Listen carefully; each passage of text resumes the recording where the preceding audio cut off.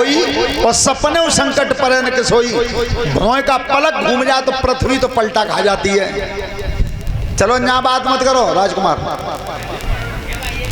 क्या परेशानी है तुम्हें?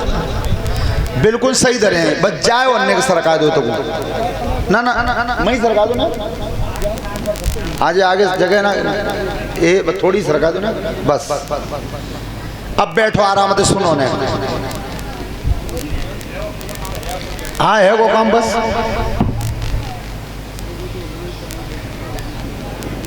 जे तो हमारे बजरंग बली की पूछ है ना हमारे पास कल समझ देना। ठीक ठीक बैठ जा।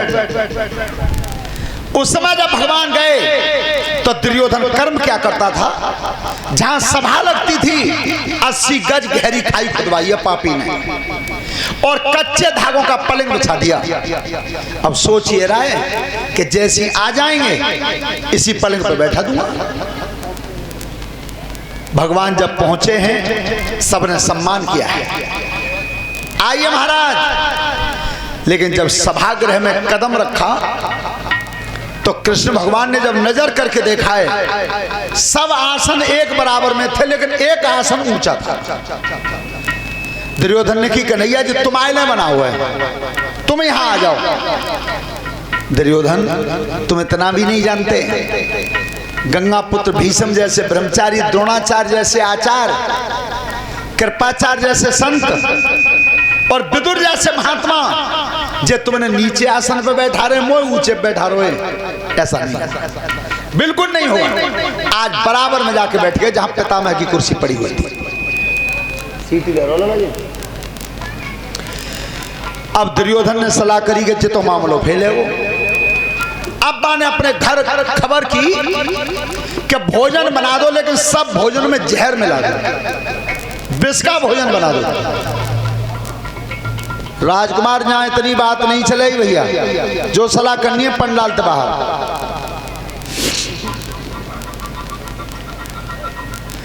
उस समय जब भगवान के लिए विष मिलवा रहा है, एक बात सोचना तुम, गोस्वामी जी ने लिखा है रामचरितमानस में सुंदर कांड में दोहा नंबर 4, क्या लिखा है? प्रवेश नगर की जय सब काजा,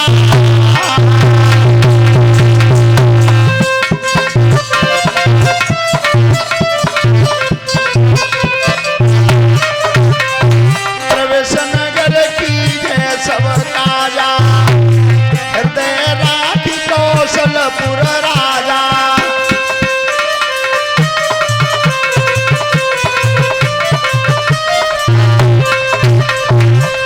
सुधार पुकर मिताई को पद सिंधु नल शीतलाई।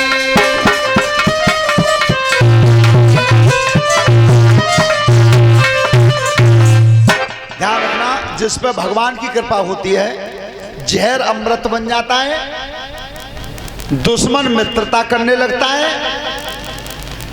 समुद्र गाय के खुर के बराबर रह जाता है, अग्नि शीतल हो जाती है। जहाँ पर राम की कृपा वो तो स्वयं ब्रह्म है। तब कही कि महाराज भोजन की कह रहे हो? हाँ, तो दुर्योधन तुम जानते हो दूसरे के घर पर भोजन कब खाना चाहिए? देखिए भगवान कृष्ण ने यहाँ कितना बड़ा संकेत किया है। सभी बिटियां बहनें सब ध्यान से सुनो, दूसरे के घर पर भोजन तब खाना चाहिए या तो खिलाने वाले के हृदय में प्यार हो और क्या प्राणों पर कोई आपत्ति हो। सो दुर्योधन आपत्ति मोह पर कोई है ना, और प्रेम तुम मोते मानते। आज का भोजन मैं तुम्हारे यहाँ नहीं खाऊंगा, आज का भोजन खाऊंगा मैं विदुर जी के। विदुर जी की तरफ उंगली करी। विदुर जी ने विचार करो भगवान बिल्कुल बात मट्टी है गई, 3 दिन तो चूल्हे में आग ना गई, और जैसे तैसे आज आ रहे हैं, आज भोजन मांगेंगे तो देंगे का। विदुर जी पीछे वाले दरवाजे होकर के चले और अपनी पत्नी सुलभा से कही कि फाटक बंद कर दो, फाटक बंद कर दो। सुलभा बोली मैंने जी सुनी आज कृष्ण आ रहे हैं। सुलभा जाई बात को तो फदिए तो है कि कृष्ण आ रहे हैं, फाटक बंद कर। फाटक बंद हो गया और आज दोनों प्राणियों ने भजन किया है। लेकिन ऐसा भजन किया सतयुग से लेकर के आज तक किसी ने नहीं किया ऐसा भजन, और न कोई कभी करता है। वो भजन कैसा किया?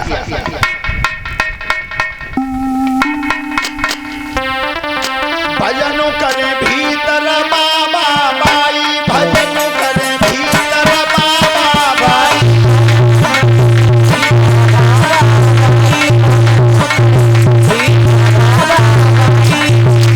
वो भी कोई ले जाना है, वो भी कहा कही तुम कोई ना हो।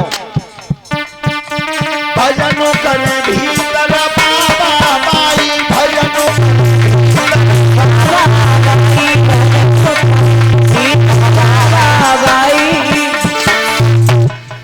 आसन डारी लहो आंगन में, अरे आंगन में, और माला लई उठाई। भजनों करे भी भजन करे आसन डारी लयो आंगन में, अरे आंगन में माला लई उठाई। भजन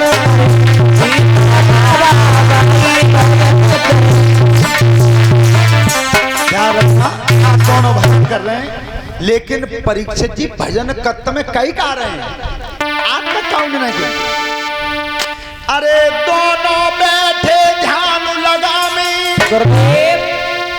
ध्यान लगा में, आबे नहीं अधुराई। भजनों करे भीतर बाबा बाई,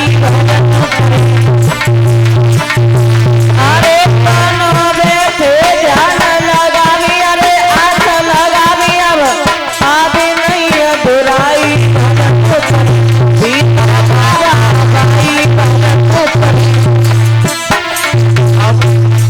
हम और आप जब ध्यान करते हैं तो परमात्मा को एक ही भजन तो करते हैं कि हमारे घरे आ जाएं, भगवान के हमें दर्शन है जाएं। लेकिन विदुर जी कह रहे हैं कि हे भगवान आज हमारे घरे भगवान नहीं आवे, आज तक काउ ना के, लेकिन बस इसी रचना में लग रहे थे तब तक। अरे जिया तो हुडकी लगी रही रटना, लगाई रहे रटना, सोई कुंदी आई बजाई। भजनों करे भीतर बाबा बाई, भजन अरे किया दे की लगी रही है रटना, लगाई रहे रटना, खुदी आई बजाई। भजन भीतर बाबा बाई, तो भगवान ने दरवाजा बजा दिया, खोलो। तो विदुर जी क्या करेंगे, कन्हैया न होए नहीं, आज बात बिगड़ गई बिल्कुल। जैसे फाटक खोला, उधर द्वारकाधीश खड़े थे, इधर विदुर जी खड़े थे। परीक्षित जी कई काऊ ने काऊ तो कछु नहीं। भगवान बोले कि चाचा भीतर आवे कि ना कोई न ध्यान ना रहो, आ जाऊं। ध्यान कहाँ है कि जो खाए मांगेंगे। आज आसन बिछा दिया, तब कही चाचा भूख लग रही है। बाहरे मेरे ठाकुर, मैं रखो पल्ला, बाहरे मेरे ठाकुर जो पूरे विश्व में चींटी तक की व्यवस्था स्वयं करता हो भोजन की, आज वो स्वयं भोजन मांग रहे हैं। कितना मान रखते हैं भक्तों का। तब विदुर जी की आंखों में आंसू आ गए। कन्हैया 3 दिन तक चूल्हे में आग नहीं रही। चाचा मुझे मालूम में दुर्योधन का हुक्म होगा, तुम क्या खा रहे हो? बासी खिचड़ी रखी है। कन्हैया बाइया खाते हैं, पानी पी लेते हैं। चाचा बाइया लाओ निकाल के।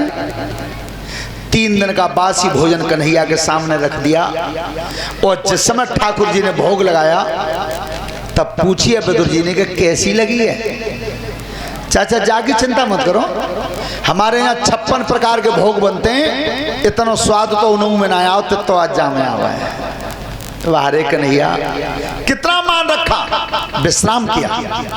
और जब सवेरा हुआ, दुर्योधन से कह दी का राजगद्दी का बंटवारा कर दो, अन्यथा इतना बड़ा संग्राम होगा न अब तक हुआ न कभी आगे होगा।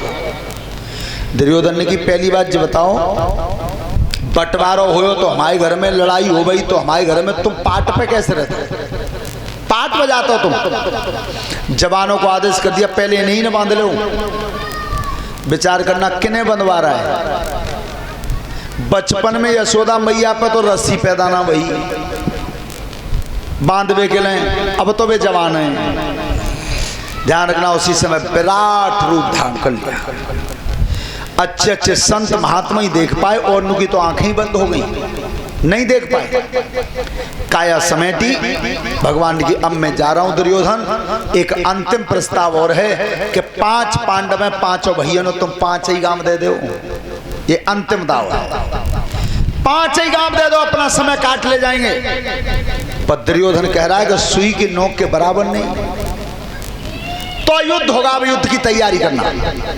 भगवान चले, पांडवों से कह दिया कि अब तैयारी करो, बिना संग्राम के बंटवारा नहीं होगा। ध्यान रखना वो धर्म युद्ध था।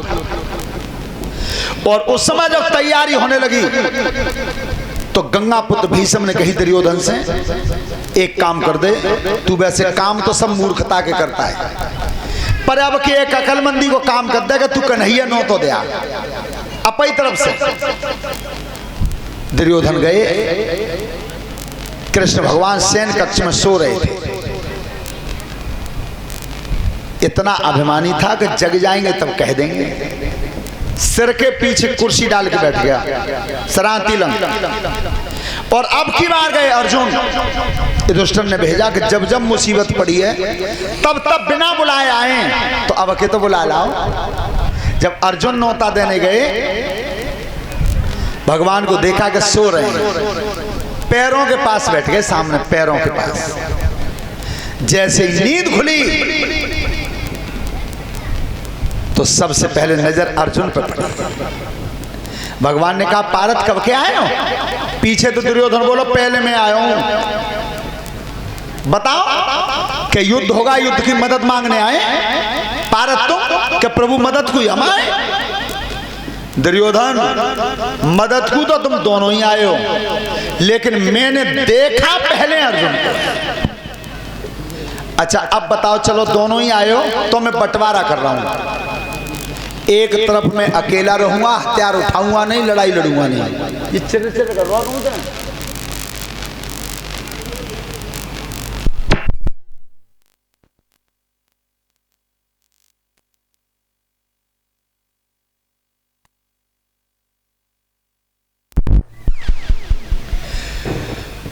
हेलो, हथियार उठाऊंगा नहीं, लड़ाई लड़ूंगा नहीं। अब दुर्योधन ने कही कि जे लड़ाई लड़ेंगे ना, हथियार उठाएंगे ना, तो फिर इन्हों को हम करेंगे ही का।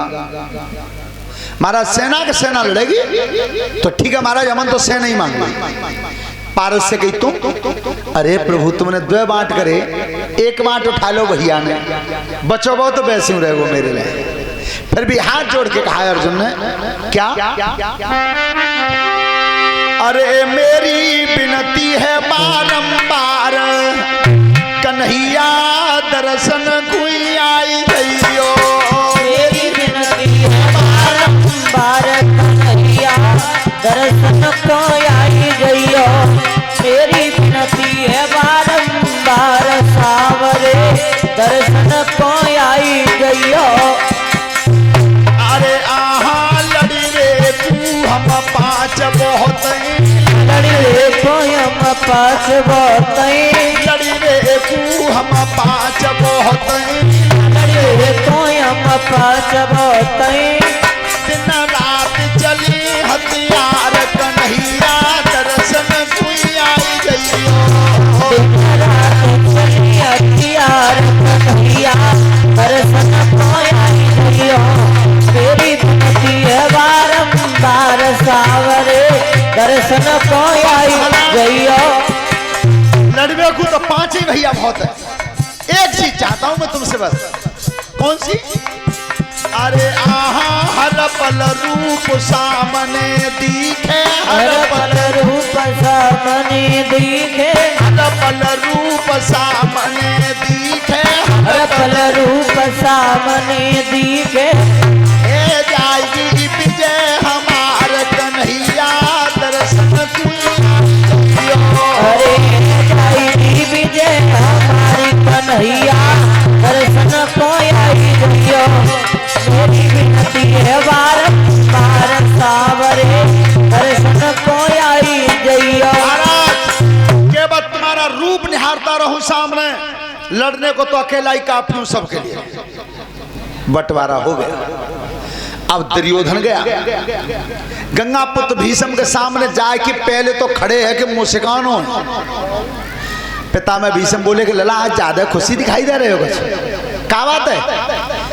पिता में तुम हमेशा जी कहते हैं कि जी तो मूर्खतई के काम करते है, आज तो चतुराई को करो है। मैंने क्या करो है कि कृष्ण ने द्वा बांट करे मैं पहुंचो तब ही अर्जुन पहुंचो, लेकिन उनने बंटवारे में ये कह दिया कि एक तरफ मैं अकेला रहूंगा, हथियार उठाऊंगा नहीं, लड़ाई लड़ूंगा नहीं, और एक तरफ एक अच्छोनी सेना है उनकी, तो मैंने सेना मांग ली।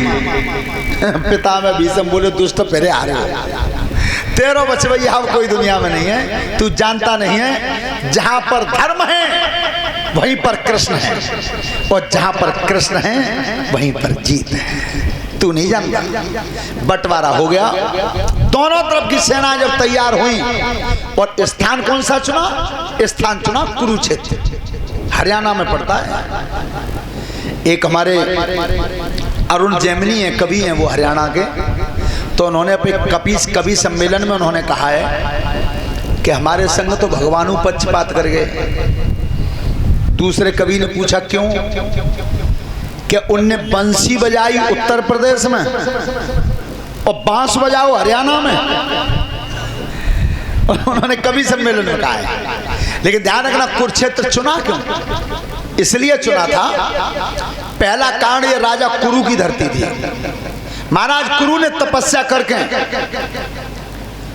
हल और बैलों से पृथ्वी को जोत के देवताओं से वरदान ले लिया था कि इतने भूखंड पे कोई मरे वो परम गति को प्राप्त हो। दूसरा कारण एक और था कि जिस समय परशुराम जी ने 21 बार क्षत्रियों से विहीन किया था धरती को, तो इसी कुरुक्षेत्र में परशुराम ने 7 कुंड भर दिए थे खून से। उसी समय परशुराम जी ये कह गए थे कि आज के बाद ये धरती निर्मोही हो जाएगी, यहां किसी को किसी का मोह नहीं रहेगा। तो पिता में भीष्म इस बात को जानते थे कि जब आपस में युद्ध होगा तो मारे भी जाएंगे, और मारे जाएंगे तो एक दूसरे का मोह व्याप्त न हो, इसलिए इस जगह को चुना गया कुरुक्षेत्र को। जब दोनों तरफ की सेनाएं चली, एक तरफ से सेना थी 11 छोड़ी और एक तरफ थी 7, पर परीक्षा जी सेना तो दोनों तरफ बराबर आ रही थी। 9 अक्षोणी इधर आती और 9 उधर आती। अंतर क्यों पड़ा? अंतर इसलिए पड़ा, एक अक्षोणी सेना थी भगवान कृष्ण की, ये पांडवों के लिए थी, जब दुर्योधन मांग ले गए। एक ही अक्षोणी सेना थी जो पांडवों का मामा था शल्य, वो भी ला रहा था एक अक्षोणी सेना अपने भाइयों की मदद को, लेकिन रास्ता में भोजन खिला दिया दुर्योधन ने। रास्ता में भोजन खिला दिया दुर्योधन को, दुर्योधन के जवानों ने। तो मामा शल्य ने ये पूछा कि ये भोजन किसने भेजा है? महाराज ये दुर्योधन ने भेजा है। एक चुकट्टी नमक खा गया था, पालाई बदल दिया। आया था पांडवों के लिए और रास्ता में नमक खा गया तो दुर्योधन की तरफ चला गया। एक चुकट्टी नमक खा गया था, उसका फर्ज अदा कर गया। आज ऐसा नहीं है, चुकट्टी भर की कह रहे हो तुम, पूरी बोरी गवाए दो। सबसे बढ़िया तमाशा मिले हो तुम्हें प्रधानी के चुनाव पे। एक पार्टी पे तो रुपया ले लें, एक की शराब पी लें, तीसरे के संग डोलते रहे, वोट चौथे दे।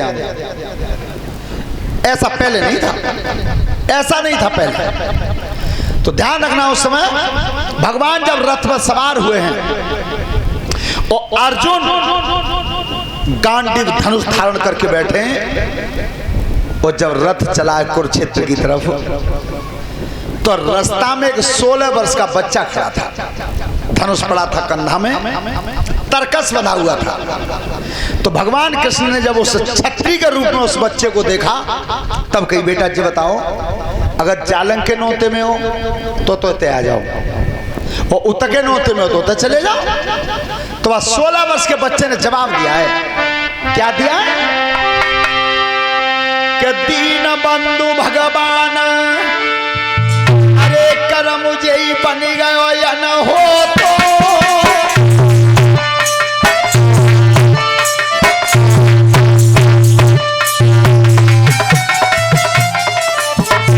अरे करम मुझे ही बन गयो या न हो तो और कहा करूं कि तजाऊं तयो नहीं एक उन्हें नो तो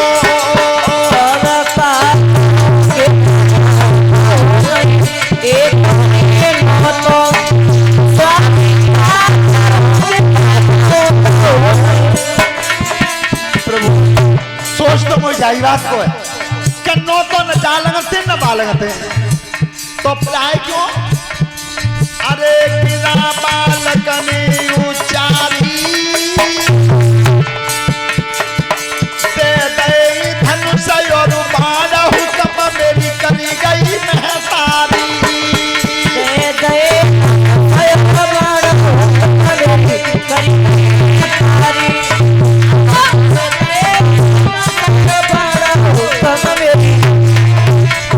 महाराज हथियार मेरी मां ने दिया है और मेरी महतारी ने आदेश किया है क्या अरे चलो तू कुरुक्षेत्र जाइए जातल की है जाई हार मदद तू ताकी कर गईए अरे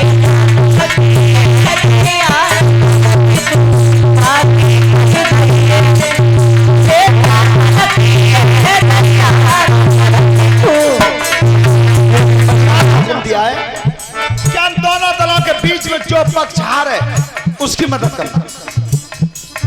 भगवान कृष्ण बोले हारते हुए भी तो फिर बेटा तू है कौन तेरे माता पिता कौन है तो वो 16 वर्ष का बच्चा अपना परिचय बता रहा है क्या बताया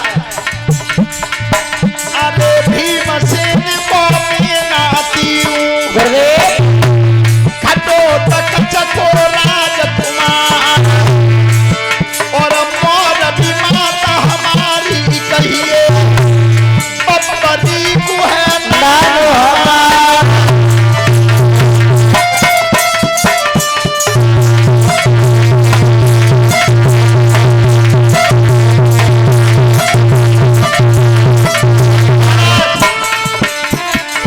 भीमसेन का नाती हूं घटोत्कच का बेटा हूं मोर भी मेरी महतारी है बर्बरीक मेरा नाम है हथियार हाथ में लाओ